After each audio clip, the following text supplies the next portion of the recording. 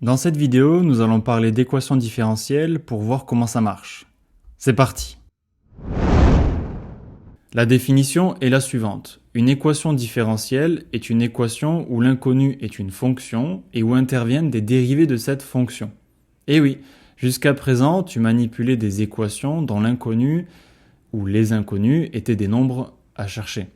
La différence ici avec les équations différentielles, c'est que l'inconnu et les inconnus, ce sont des fonctions. L'équation différentielle, elle possède un ordre.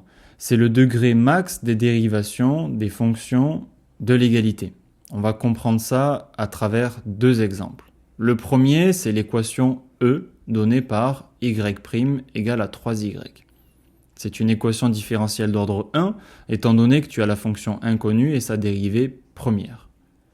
Pour qu'une fonction, par exemple f, soit solution de cette équation sur R, il faut donc que pour tout x appartenant à R, on ait f' de x égale à 3 fois f de x. Donc si on te pose la question montrer que la fonction définie par exponentielle 3x est une solution de l'équation, il faut que l'expression de sa dérivée soit égale à l'expression de la fonction fois 3. On va vérifier cette affaire. Si on dérive, on obtient f' de x égale à 3 exponentielle de 3x. Et exponentielle de 3x, c'est f de x.